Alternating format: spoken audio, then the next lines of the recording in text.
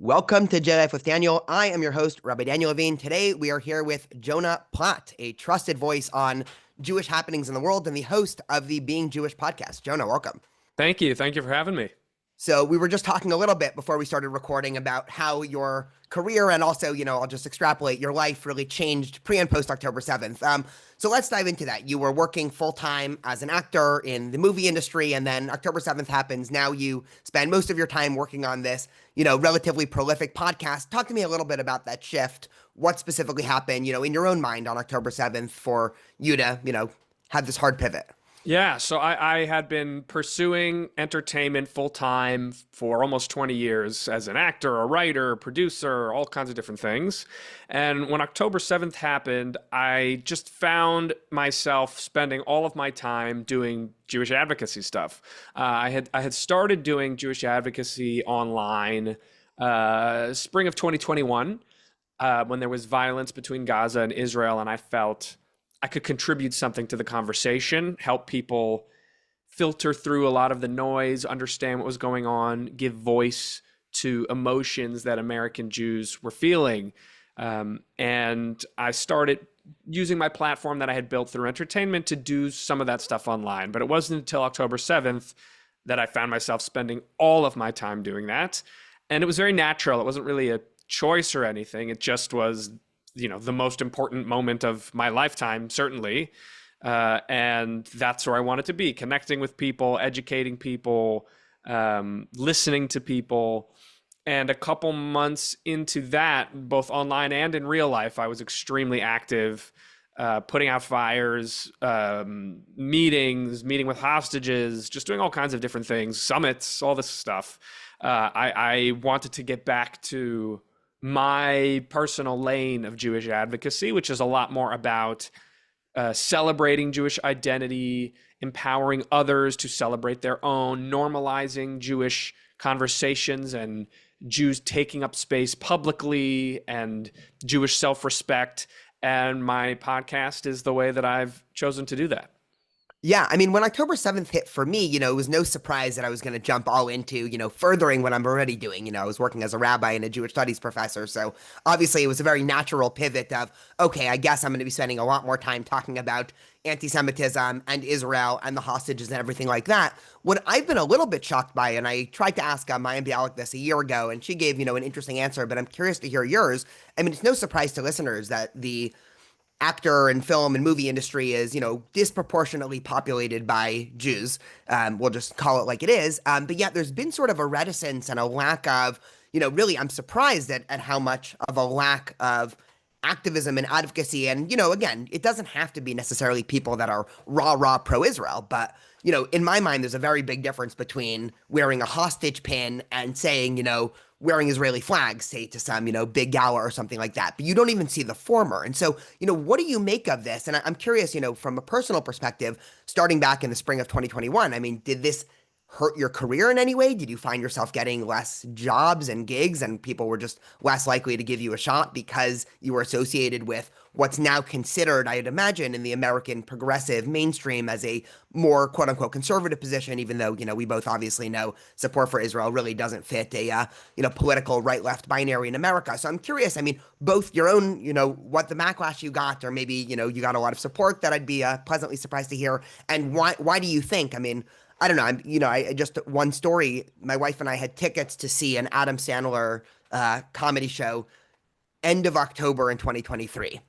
And it was sort of the first thing that we did post October 7th that was, the slightest bit fun. I mean, I remember, I think it was October 30th or something like that. And we're like, all right, we just need a day because campus had, already devolved into the mess that we knew it.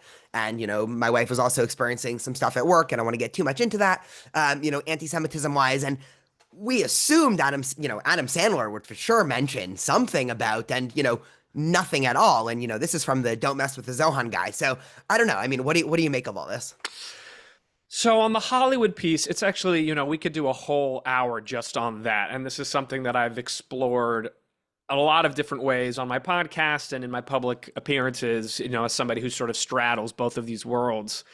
There are a lot of factors as to why Hollywood is silent on this stuff generally. I would say the largest factor is Look, there are a lot of Jews in Hollywood. There's also a lot of non-Jews in Hollywood at this point, if we're being perfectly honest. There's never been a survey to know technically how many Jews there are or are not, but certainly anecdotally, there are as many non-Jews as there are Jews. And of the Jews that are there, many, many, many of them, certainly I would say the majority, are disengaged or disconnected from either their Jewish identity or the Jewish community. These are Jews who are either Jew by birth only, or perhaps, they're like lox and bagel Jews, or they go to high holidays and sort of call it a day. That's a lot of them. So when this giant sort of crisis comes along facing the community, these are not our leaders, and yet they are in positions of influence, but they're not the leaders. They have never been the leaders, and it's sort of an unfair expectation to assume that just because they are Jewish and have influence, all of a sudden they're going to feel a certain way about a community that has not meant much to them for their entire adult lives, other than it happens to be. It's sort of like somebody who is born in Oklahoma and moves to Japan. It's like Oklahoma will always be a part of them, but it's not really part of their day-to-day life in Japan at all. And, as much as they have fond memories or fond quirks from their Oklahoma upbringing, they're just, they're not the head of the Oklahoma Association in Japan. That's just not their life. So we have a lot of Jews like that who are just, not engaged. Then we have Jews who are committed to the community and connected to the identity, but are afraid or not empowered even to have as much of an influence as we might like. There are Jews, let's say like Adam Sandler, who are like, hey, I did not sign up to be a, advocate or an activist. I signed up to be an actor, and I don't think that I should have to become an activist just because I am Jewish and have this platform, which we can debate about. But it's a tricky one. To me, it's not black and white. And then there are engaged Jews in Hollywood, and I've seen a lot of them, certainly more behind the scenes than in front, but there are definitely a lot, everybody else who I didn't mention falls into the category of connected Jews who care about their identity, who care about the community, who are super concerned, and who are banding together to try to turn things around and to create more content and to help Hollywood get things right. But it's really hard. It's really tough. We're actually vastly outnumbered. I mean, I've heard so many stories from Hollywood writers' rooms where there's maybe one Jew in the room, or if there's more than one Jew, only one of them is actually sort of connected and the other is more of the apologetic, everything's fine kind of Hollywood stereotype Jew, which is basically like having only one Jew in the room. So it's tough. We got a lot of problems with Hollywood. They're definitely not coming to save us without more change and certainly more education. And that's something I'm trying to figure out personally, like how I can help bring that about, but it's lacking. It is an interesting moral question. I'm just thinking, to what moral imperative do you have to speak out as an activist, given a disproportionate number of people who listen to what you say? I mean, I often think, Right. if I have a couple thousand people that every time I do something, I know they will listen, if I know 5,000 people will listen to almost everything I post publicly, and somebody else knows 5 million people will listen to everything post, do they actually have a different imperative to speak out than I do? I don't know. It's It's interesting. And then, because there's also, what's the negative side of that is, it's like the Ricky Gervais thing from the Golden Globes, where he's like, get your award, shut up, go sit down. Nobody wants to hear you talk about politics. You're an actor. And there's that side of it too. It's like, he's right. Like, just because you have this platform doesn't mean you know anything at all whatsoever about this. Doesn't make you an expert. It doesn't make you a leader. It doesn't make you have to care about something that you maybe don't care about. It's tricky. It's really tricky. Look, I wish obviously we all wish, Adam Sandler, to use that example, we wish he would say something, just because he has been so publicly Jewish, and it feels, if it was going to be safe for anybody, it would be safe for Adam Sandler. He's kind of bulletproof. But again, it's sort of, it's his life to live, and it's tricky because no, he never signed up to be an activist, and in his mind, he's probably like, "Hey, I've put more Jewish stuff into the culture than just about anybody, and made it, humanized Jewish culture for a lot of people, and introduced them to things that they never would have been introduced to. So I'm doing the work in the way that I want to do it, and I signed up to be a creative, not to stand on a soapbox and be an activist. No, for So, sure. And you know, I know obviously you're not saying this, but just like this idea that I don't know, America's always fighting, the last war instead of the current war, Jews, a lot of times are fighting the last anti-Semitic battle, which is Jews in popular culture fighting against, a dominant Christian waspy society of saying, hey, look, a Jewish bat mitzvah is just like everybody goes through with, American rite of passage rituals. That's not really the current battle that, we're obviously dealing with as an American Jewish community. In some way, I think it's a similar problem. I'm obviously much more privy to the university side of things. The problem with universities is that they had set a standard for the last 10, but even maybe, 20, 30 years of commenting and giving their 2 cents on all of these political and ethical issues. We can debate the merits of whether or not you want your university coming out with strong opinions about Roe versus Wade or Black Lives Matter. That's sort of a different conversation. But universities had been doing that for years. So then when October 7th happened and universities essentially either weren't saying anything or, in some cases giving these hyper wishy-washy statements, on October 7th itself, obviously before the war even started, saying, some vague sentiment of we condemn anti-Semitism, Islamophobia, and hate in all forms. And, right. you're thinking, where did the statement come from? This is before any war in Gaza. To some extent, for a lot of people in Hollywood, and, I don't know anyone personally, so I won't use names, but there was this sense where, Ricky Gervais aside, people in Hollywood were constantly using their platforms for activist causes. So then when they're not doing it, that seems to me a higher moral onus than if you had just gone 30 years and you've never done anything but, I'm reminded of the famous, Michael Jordan was once asked to comment on a, election, and he said, well, I don't comment because Republicans buy sneakers too. I Right? use that line all the time in the context of this conversation. I think about that a lot. Yeah, and that's a very fair opinion. I mean, maybe, somebody, depending on the issue, there's probably some Overton window where if somebody stakes a position outside of that, you might have a moral duty to speak out. But as a general disposition, if you want to say, my entire life is just basketball or acting or whatever, and I don't want to get involved, that's a fine principled position. The problem that I felt is that so many industries, or, we could even talk about Jews, both in academia and Hollywood, there seems to be a lot of similarities, had sort of staked their career as we are going to be activists for every cause under the sun, and most causes that I even, agree with, as a, political and social thinker. And then when it comes to, okay, now the Jewish community needs your help, there's still, I mean, even after the last 2 weeks, and I'm curious, if you've seen any change, since what we saw in DC and Josh Shapiro's house, and now obviously what happened in Colorado on Sunday, have you seen anything shifting now that it's not theoretical anymore? Meaning, a year ago, if somebody were to say globalize the Intifada, there was always, some wishy-washy, oh, they don't really mean it, or Intifada means general shaking off in Arabic, so it's not actually calls to violence. But now that we've actually seen, multiple violent actions that are almost certainly traced back to these calls, I'm curious, do you think things will shift at all? Or, because one of the things that I'm afraid of is, for years, the Jewish community in America has been looking to Jewish communities throughout Europe. And, every time I visit Europe, it's sort of the same phenomenon. I've talked about it on the podcast before, where you go to anything, a synagogue, a Jewish museum, even a kosher restaurant.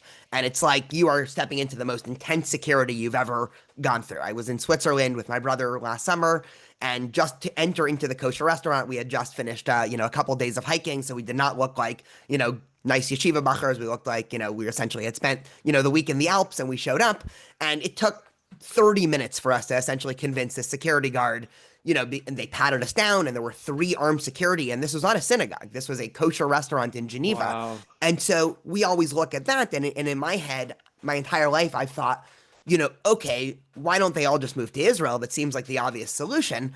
And then that usually comes with the addendum. Well, if that ever happened to America, obviously we'd see, the smoke long before the fire got here. And now I'm sort of challenging myself and saying, okay, well, at what point, what threshold do we need? 2 more DC attacks or 2 more Colorado attacks? So things seem to be changing quickly. So I'm curious, do you think that'll affect anything on the ground at all? I mean, Look, I don't think this is the time to abandon ship as far as we got to move to Israel. We're all under attack. Like, I don't think that's what's happening. I think certainly, the government is my biggest worry is always the government, right? If the government all of a sudden makes something like this okay, that's a different story, and they're not. Quite the opposite. So I don't feel like we're about to be marched into the streets or anything like that. And the majority of well-meaning lawmakers and law enforcement and folks of that nature understand that this is a bad thing and that this shouldn't be happening. I don't know that they know what to do about it, but they certainly, I don't think a police chief in a town where in DC or in Boulder or whatever is like, oh, this was cool, let's not take this seriously. The average layperson, that I'm not encouraged by. I mean, I don't think I don't know that people even know about all these stories if they're not tuned into the Jewish world. I mean, the Governor Shapiro thing came and went in the blink of an eye, it felt like. And that was a governor. I mean, that was like the most prominent Jewish politician we have, arguably. And his family's in the house, and it's on a Jewish holiday. And I would bet the majority of Americans have no idea what happened. So I don't expect to see some huge shift from the populace of, oh my God, we get it now. We've got to stamp down on this. I think the people who are saying that were already aware that this was a problem. And anybody who wasn't aware, I don't think they're suddenly waking up to it this morning, unfortunately. I don't know what the answer is. I mean, that's sort of for me why my focus is not like we have to stamp out anti-Semitism. I just think that's sort of a losing battle. Anti-Semitism's been here for thousands of years. I don't think it's disappearing ever. Feels like a kind of a fool's errand. I think it's much more important to create a strong, proud, vibrant Jewish community and hope that that's the antidote to the hate. And just sort of like how on the schoolyard, like the bully's not going to pick on the person that is super confident and won't allow themselves to be bullied. The bully's going to pick on the person who looks scared and looks, ready to be picked on. So I think if we can focus on making that shift as a community, that will pay more dividends towards our collective safety than let's pour millions of dollars into how do we stamp out hate. Oh yeah, I totally agree. I mean, as somebody who works for a myriad of Jewish organizations, I think it's been a colossal waste of money and time. And, I keep saying this and everybody hates it. And I've been saying this long before October 7th to continuously do more anti-Semitism trainings and education things. And I always say this, I've been on campus for 8 years as, teaching and a rabbi. And my first couple of years, the most exciting conversations that I was having in my head was when a non-Jewish student who, presumably very anti-Israel would want to meet for coffee and, oh great, I get to spend 2 hours talking and, not that those conversations are worthless, but essentially now I think of the opportunity cost and, I can be sitting with 10 Jewish students and talking about the Parsha this week, and that's a colossal opportunity cost. And, over time, I think, that's certainly, I think, where the Jewish community should put a lot of value. I think, there is a further problem, which is a certain type of American Jewish identity in the 20th century was born out of, the sort of two pillars of Holocaust remembrance, in other words, fighting anti-Semitism, and general support for Israel, but without going too deep, just sort of, yay Israel, especially post 1967. And those two pillars of Jewish life, I mean, they're great. I do think remembering the Holocaust is important and Israel is important. But essentially, I always say, that is only 8 years out of about a 4,000 year history of, Right. the Holocaust to Israel. And so the problem is, I don't think our institutions are actually at the level where they have the experience or the personnel or anything to actually delve into, okay, let's talk about the Talmud for a couple hours a week and let's get Jews inspired and interested in this, very fascinating, intricate text and, not even to necessarily follow it. In my mind, that's a little bit less important than engaging with it in some, intellectual or, dare I say, spiritual way. But I do think that is sort of a tension in the Jewish community because I can say as somebody who is, often involved in the fundraising side of things also, it is a lot easier to fundraise off of anti-Semitism than it is on positive Jewish experience, like way Mm. easier. And I always joke, you know, because I'm on, all the mailing lists of Hillel International and ADL and APAC. I'm sure you are too. And you open your mailbox, I open my mailbox once a week, and I used to get, almost worried, but now I kind of think it's funny where, you open this, thing from, Hillel International, and Jewish students are under attack everywhere. And, it's like you're getting this like warning message.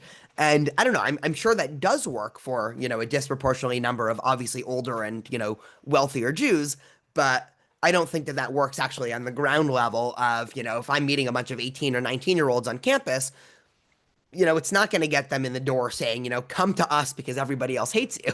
Right. You have to offer some positive experience there. And so, Yeah. I very much agree.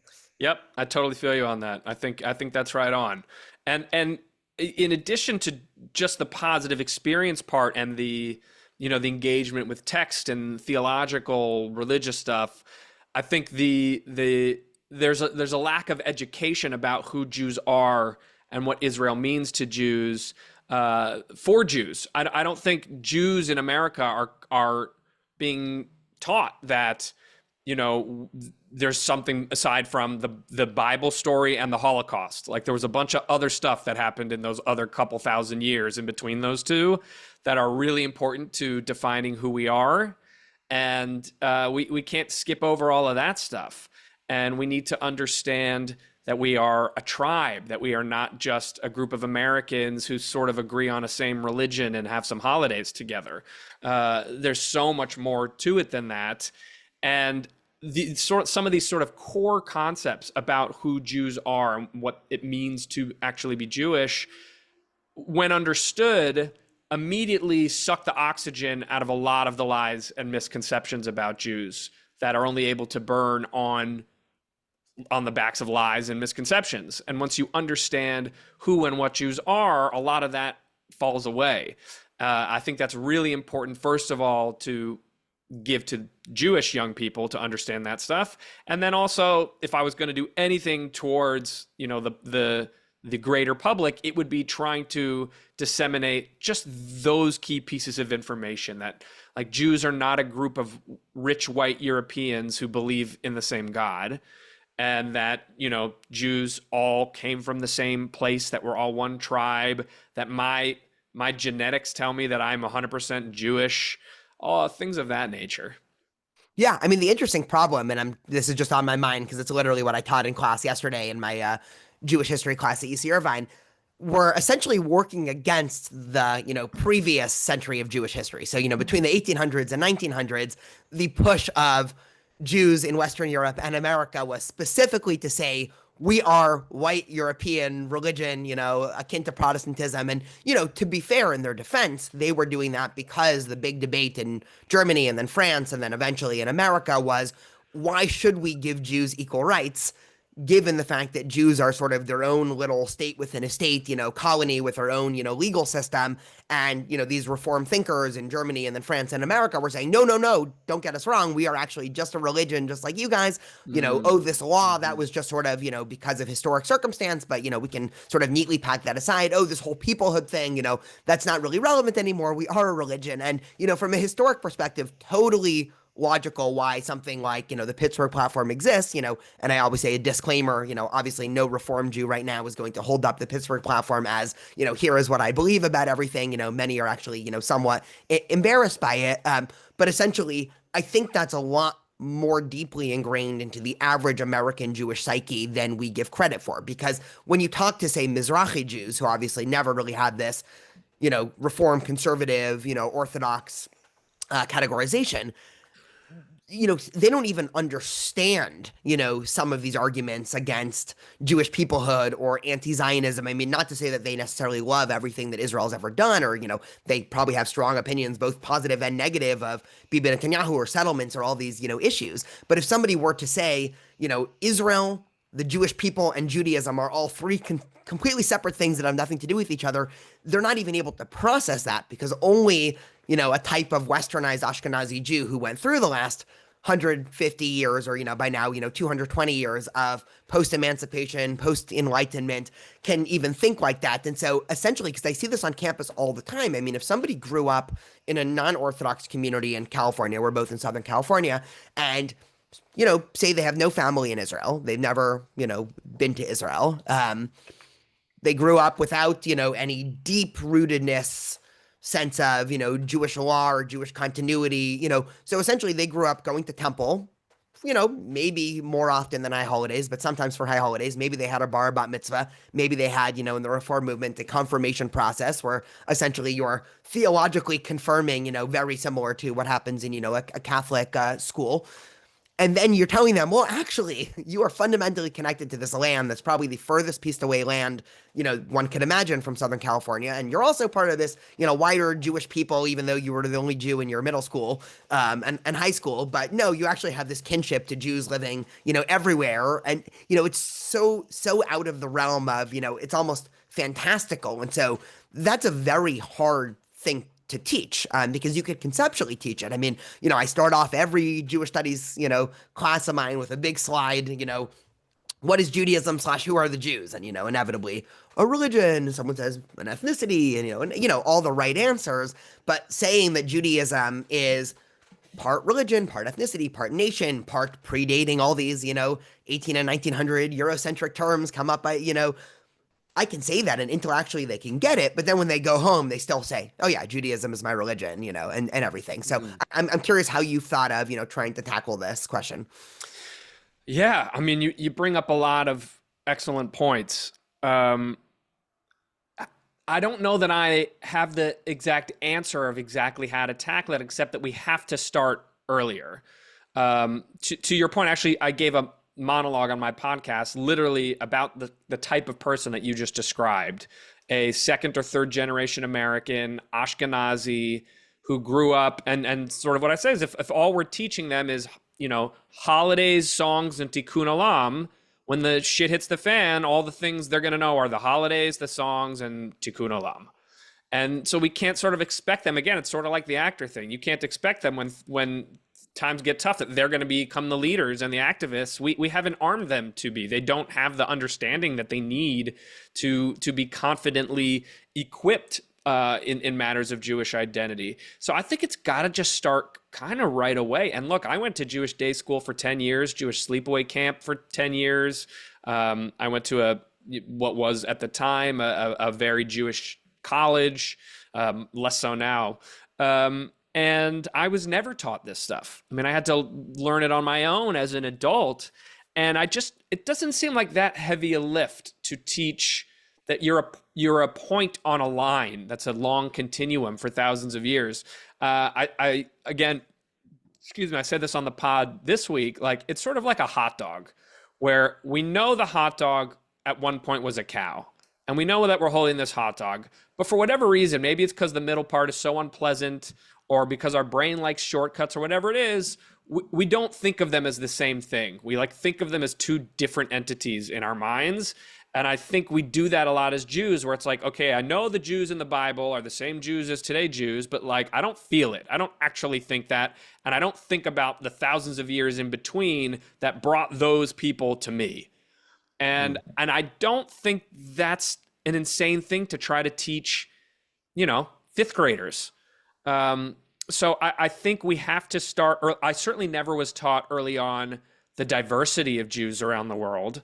I knew there was Israel, and I knew that there were Jews. I knew there were Israelis, but I didn't know Israelis were made up of, 100 different countries or whatever it is who all went there, and that there are Jews in India and Jews in China and Jews in Australia and Jews in Ethiopia. I didn't get any of that. And I feel like that's also not hard and also exciting. That's a wonderful thing about being Jewish is how far back we go, how far we've come. I mean, we are the most resilient people in history. And that's such an amazing legacy and something we should all be proud of.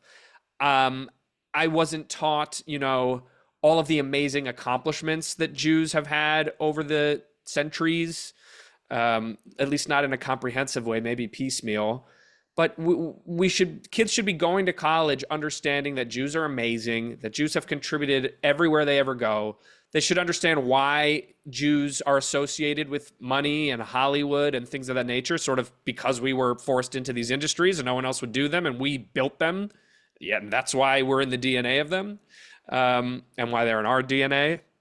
We should know that it's not just a religion, that it's a people. That it, to me, the thing that was really simple in my understanding was like learning about the emancipation. Just like it wasn't even a separate thing for anybody for thousands of years until like 150 years ago, when people had the opportunity to assimilate into European and American society. Before that, a Jew was a Jew, and everything they did, it was just Jewish.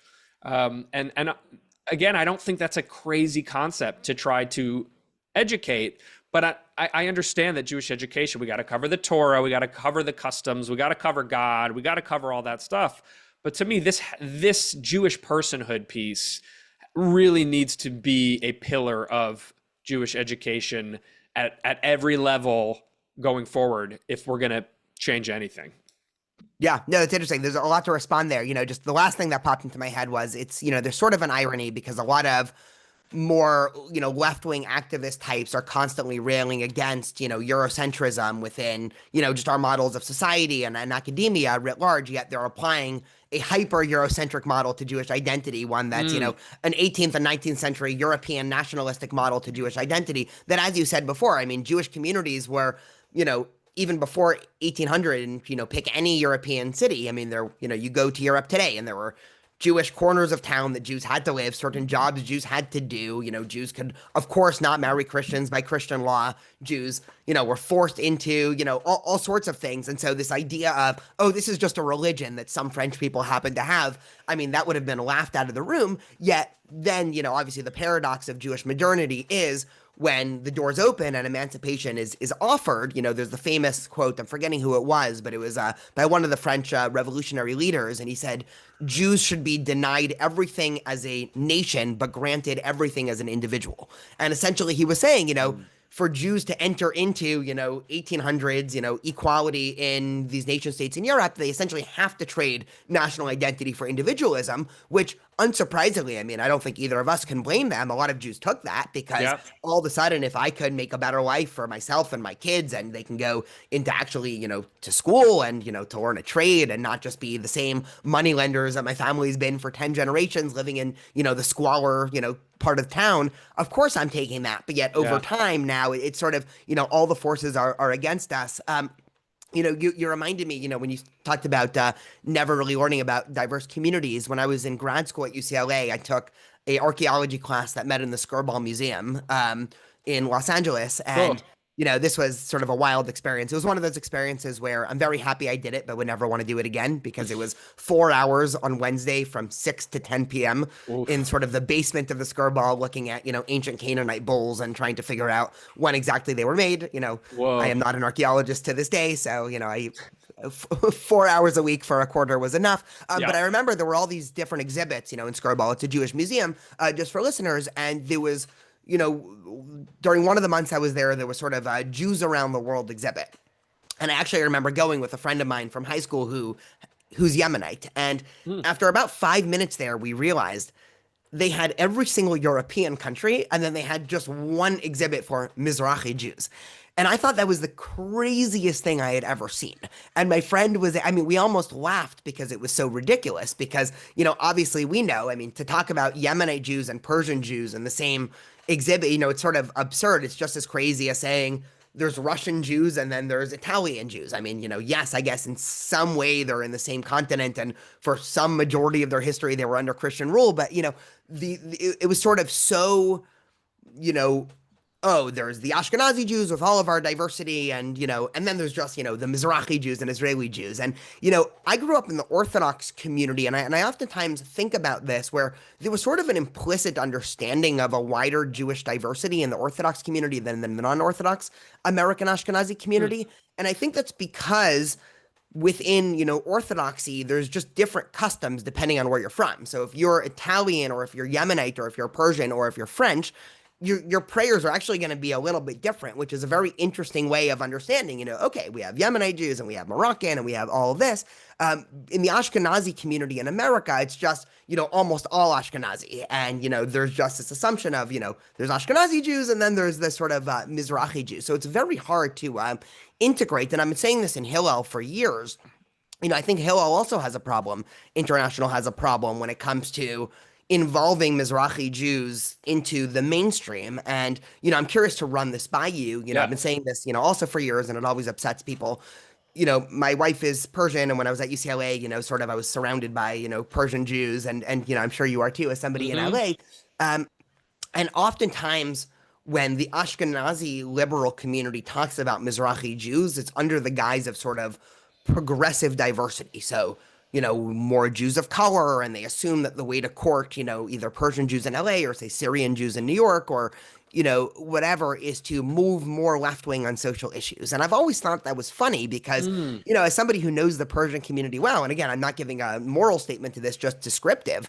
I mean, I've never met a group of people that are so, pro-Trump and, pro-Bibi Netanyahu as, sitting at a Shabbat table full of just, groups of Persian Jews. And, it just seems to be totally misaligned to sort of a liberal Ashkenazi perspective of assuming the darker you are, the more liberal you're going to be. And so, I've just seen, initiative after initiative by Hillel and other organizations fail because they assume that talking about Jews of color is a catch-all for Mizrahi Jews.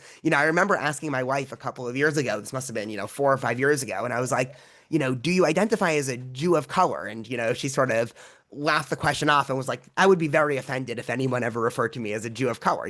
They're just Jewish and, Persian Jewish. So, I think it is a very big problem, as he said. Yeah, I've not heard it framed that way, but what you're saying makes exact sense. And yes, anybody who knows these communities know they tend to be conservative.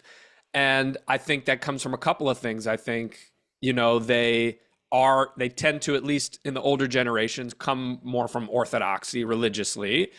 And they've all fled persecution. They've all fled authoritarian regimes that wanted to kill them. So they're more conservative. And they like strength, or at least the appearance of strength. They come from places with more conservative values. And were raised on more conservative values than in America. And again, that, once you get to younger generations, then it becomes more of a dealer's choice kind of a situation. But certainly the people who are immigrating here, and that's typical for most immigrant populations when they're coming, you don't show up in America generally as a total liberal. We're a very, very liberal country. And so I think it's interesting what you're saying, and something that larger organizations should be taking into consideration.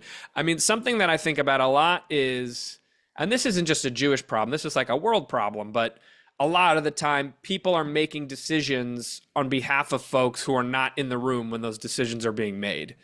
And you certainly see that in the Jewish world. And, it's going to be, you're not going to be able to run a program for anti-Israel Jews that there were no anti-Israel Jews in part of, devising the program. And it's the same as you're saying. You're not going to have a program that courts Persian Jews if there were no Persian Jews part of planning the program. So there's definitely some work to be done. And I think you raise a really good point. What's your anecdotal, experience or thoughts on the number of young Jews who are actually, anti-Israel? I'm not talking about have serious problems with the war and Bibi and settlements and all those things, but, because I hear vastly different numbers quoted by vastly different news sources and, people that, are on the ground hearing different things.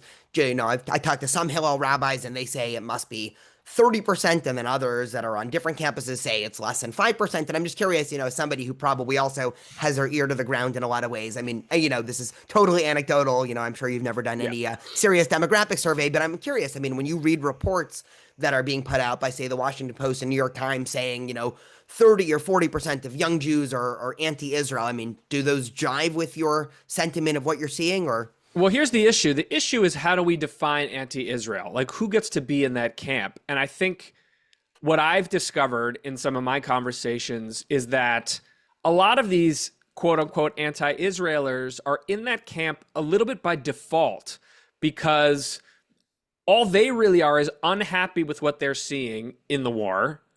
They don't have a deep understanding. So they're not coming to it with the full context of who Hamas is, how they operate, what the propaganda is, how this whole machine's working. All they're seeing is on their TikTok feed, babies are getting killed, children are getting blown up. They're seeing all that stuff, and they're going, Israel is doing this. I don't like that. I don't like the government that's behind that. I don't like the things I'm hearing out of this government. I want that to stop. So I'm certainly not pro whatever that group is. So that must mean I'm anti. So I guess I'm in that camp. But if you speak to them on a deeper level, are you against the existence of the state of Israel? No, I don't think so. Do you think they should both have, self-determination, sovereignty? Yeah. Well, guess what? You're a Zionist. You're not actually anti-Israel, but you're anti what's going on right now. And so I think a lot of people are in that camp. But they get lumped into those numbers because they're not going to say, yes, I'm pro-Israel right now. So that makes it tricky. Then you also have, you have people who, as you said, there are people who actually do know what's going on. And I think that's a different class of anti-Israel when you really at least think you have a certain understanding and have a certain level of knowledge and have said, I hate these people. But I don't think that's the majority. I think the majority are sort of parroting what they've heard. They're doing what their friends are doing. And if they were able to dig even a little bit deeper, would maybe categorize themselves as something else. It's tricky. We have so much propaganda and misinformation to overcome. And it's sort of, again, this speaks again to the education piece. I think this generation is sort of lost. My focus is not in my work on how am I going to reach all the 30-year-olds who have been completely brainwashed by the propaganda. That's a lot of work. And I'm not quite sure how to scale that at this point. But what I can focus on are people who haven't gotten to college yet. And how do we make sure that when they're getting to college, they're not these disconnected, alienated Jews who aren't part of the community, who don't know what's going on, who don't understand what a connection to Israel means, et cetera, et cetera. No, I totally agree. And I always say, and this is also a conversation I have with donors, the best way to ensure that students will remain in connection with Israel, or, I don't love the term, pro and anti-Israel, but, de facto pro-Israel, is to get them to a Shabbat meal. And it seems counterintuitive, but, just historically, that's obviously been the best way forward, because then they can experience this and sort of intuitively pick up on everything, as opposed to, again, sitting in some classroom with a PowerPoint saying, here is why you should be pro-Israel, and here is why what's happening in Gaza, if you look this way, it's actually a very just war, and if you look this way, it's a, immoral war. I like what you said before about, disconnecting criticism of Israel from identity as a Zionist. I think that's a very underrated point. I actually just had a debate with Shael Ben Ephraim, who's a, Israeli academic who officially wrote, this very prolific Substack where he said, that he now officially thinks the war is a genocide. And, I don't agree with that interpretation at all. But, over the course of our debate, at some point he was talking about Israel in a certain way. So I sort of stopped him and said, Shael, do you identify as a Zionist? And he said, of course. I love Israel and I want the best for Israel and I want to prosper as Israel. And, I pause him and I'm like, despite our disagreement of what we might think of, the war and classification of it and all of this, I think I just want to harp on this point, for people listening here, where these are actually two different questions of your feelings of Israeli action or current Israeli government, and, we don't have to get into the weeds here, and your overall sentiment of being a Zionist or not. And I think you are right that the problem is those two things have been conflated, I think mostly by the anti-Israel crowd who, now everything is, even if you're, I don't know, hosting an Israeli dance group or Israeli scholars or, right, Israeli companies, most of which are obviously not part of the, current government. They say, well, this is supporting genocide. Just it doesn't even have to be Israeli. If you're a bagel shop in Brooklyn, you're going to get vandalized, Yeah, certainly. So obviously that's a big problem, and that obviously speaks to the ubiquity of anti-Semitism within these movements of just total conflation with, the worst possible interpretation of the worst possible thing Israel's done with. That is now the global Jewry stance on all of this. But that aside, I do think voices that, are more critical of Israel than I am, and even might be comfortable with, for them to still affirm their stance as Zionists, I think is actually very helpful. And I think the Jewish community does a disservice if we push them away and say, well, no, actually, anybody who criticizes this war, well, they are ipso facto, out of bounds and they're anti-Israel and anti-Jewish. I think that's just a tactical, I mean, it's a philosophic mistake in my opinion, but it's also just a tactical mistake because the whole idea is that, there's kind of two different things when we're talking about Israel. There's a ideal and a part of Jewish peoplehood and a part of, the Jewish religion and, this 2,000 year, wish to build a land, that we say in Hatikva. And then there's all the normal bureaucratic workings of a 20th and 21st century nation state with its banality and bureaucratic politics that can and should be criticized from all directions. And we really have to separate those two. And I think the problem is those two things have been conflated. Again, I think mostly by the anti-Israel crowd. Yeah. I think one of the other issues is just the majority of people talking about this subject are not equipped enough to have that sort of high level critical conversation. I mean, when you think about, like, let's think about American politics. Like, how many Americans on average really could sit down and talk about, Trump's big bill that's coming up right now, which is, the most important thing happening in Congress right now. How many people could actually sit down and have a cogent debate about that? I think very few. So to expect that people in another country could talk at that level about what's happening in Israel, it's just not going to happen. So I think the problem is that, like you said, the people who are criticizing Israel, well, you know what? The people who are able to criticize Israel on that level and be Zionist, I feel like they do. That is clear to me. There's just not that many of those people able to do it. And certainly not the kind of people that the quote unquote anti-Israel crowd are listening to, are not the people having these high level debates about, strategic decision making and policy and specific government actors, et cetera, et cetera. It's, it's mostly people reposting videos on TikTok and Instagram. Like that's the full ability they have to, that's their whole vocabulary on this topic, is whatever they've heard and seen people say on social media. I mean, that's it, or what they've heard their friends say or heard at a protest. That's the vocabulary. They have no other vocabulary.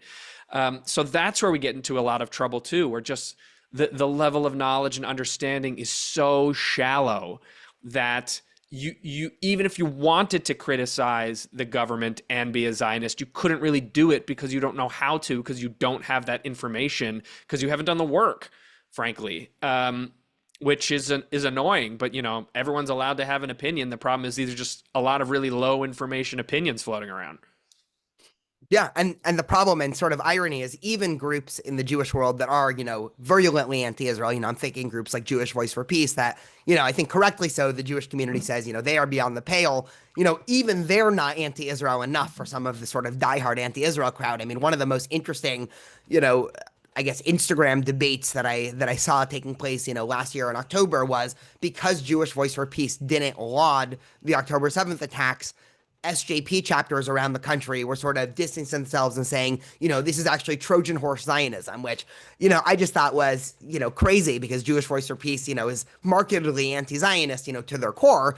But being anti-Zionist, at least in their mind, doesn't mean being pro the murder of, 1,200 Israeli citizens. So even they weren't, good enough for that. So I think, Wow. Even more so, other groups like, once you start getting into more of the Jewish mainstream groups like, J Street and, again, certainly left of center, but still, I think squarely within the we are Zionist camp, even if, I might have policy disagreements with them.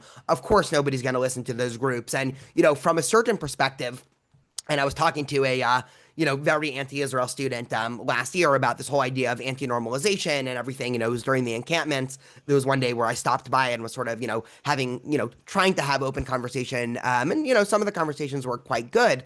But one of the comments was essentially, they don't actually see a difference between a group like J Street and somebody like Itamar Ben-Gvir, because in their mind, they're both in service of this colonialist project and whatever. And so, even though J Street talks the language of progressivism much more than obviously somebody like Itamar Ben-Gvir, at the end of the day, their sort of general goals are the same. And so in their mind, they're both sort of, out of bounds, which again is a very black and white way of thinking that obviously won't help the Israeli-Palestinian conflict ever be solved. But, I think just to get into the psychology of what's happening there, I know we have a hard stop in a couple minutes. So just one more question that I've been asking everybody, and then we can see if you have any, closing thoughts. I'm going to switch my question a little bit. Before I was asking, do you think the golden age of American Judaism is sort of coming to an end? But just because we've had, a proliferation of attacks in the last couple of weeks, I'm going to tailor the question a little bit and ask, what would need to happen in America that would set your, internal threshold to a level where you said, oh, actually, it is time to jump ship, and it is time to start seriously considering leaving, lest we become, a myriad of stories in Jewish history where things actually do turn badly. Yeah, I guess for me, it's sort of like what I said at the beginning. It's a little bit, I'm more concerned with the government and how the government is treating Jews. And, there are certainly arguments to be made. Some people think the Trump administration is anti-Semitic and they can point to X, Y, and Z of how and why. Others don't. They point to X, Y, and Z of how they're standing up for Jews. I'm not even going to get into that piece of it. But what I'm not seeing is the crafting of laws or policy or legislation meant to isolate and exclude Jews from public life. And in fact, I am seeing a bit of the opposite of the administration trying to sort of stand up, whether they have ulterior motives or not. Mike Huckabee releasing a statement saying the legacy media is responsible for, spreading blood libel that's getting Jews in trouble. That's comforting to me. Whether you think the guy's a nut or not, that's exactly the kind of thing I want to be hearing from people who are in government. Certainly better than not hearing it. So for me, it would take, a real shift in government policy and a real shift in the tenor of the ruling government against the Jews for me to start to worry. But even then, it would take a lot because our governments change all the time, and the country can change dramatically with a different administration. So it would take a lot. Let's just say, I'm obviously incredibly concerned by all the things we're seeing, and we've got to do stuff about it. But I'm not looking for a visa anytime soon. No, I appreciate the optimism. Okay, we've been talking for a while. Any final thoughts, directions you want to move in the last couple of minutes? No, I mean, you've given me a lot to think about. I mean, I really appreciate your on the ground insights. Obviously, college campuses really are, we say these cliches like it's the front lines of the battle, but we don't really think about what that means. But I've spoken with enough college kids to understand it literally is. And what it means is these are people facing in your face anti-Israel, anti-Semitism stuff of all levels, of all kinds, every day in their day-to-day lives in a way that most other people are not. They're seeing it on the news. They're feeling it on social media. They're getting it from a friend. They may be feeling it at work. It's just different being on the college campus where the entire environment is hostile for Jewish students and exclusionary in a way that it isn't anywhere else.